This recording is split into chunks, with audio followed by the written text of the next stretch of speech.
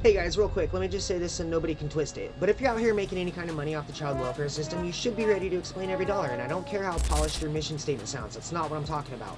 First of all, we all know when a child's removed that hundreds of thousands of people are getting paid and on payroll. You got your caseworkers, supervisors, contract therapists, the parenting class vendors, the drug testing labs, the transport companies, plus the foster placements are all getting reimbursed. We know that the software companies running the case management systems and their hundreds of employees, they're also getting multi-million-dollar contracts that renew every year. And don't even get me started on the pharmaceutical company and their billions. That's just on the services end. Then you have your high-priced attorneys, your low-priced attorneys that I've heard of but never seen, and the advocates depending on the system separating to stay relevant. And you'd expect me to believe that money has nothing to do with this movement? Stop it. But I'm not just saying that every worker and paid protector out here is evil. I am saying that I look at this emotionless and like a system. I am saying that incentive structures shape behavior. You can't build a system that requires constant funding and then act confused when it constantly finds work. Open case equals active billing cycle. Service plan equals contracted utilization. Extended case equals extended revenue stream. That's just the math. You could go on and on and on. You can call it reimbursement, you can call it support, compliance, I just call it monetized intervention.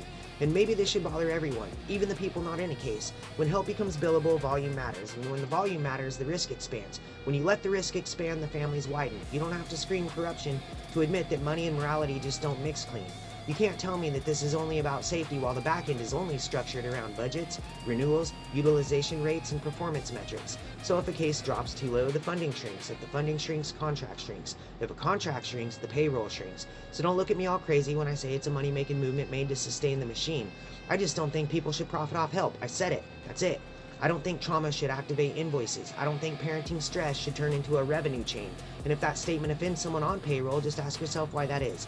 I mean, if the mission is protection, it should withstand financial transparency.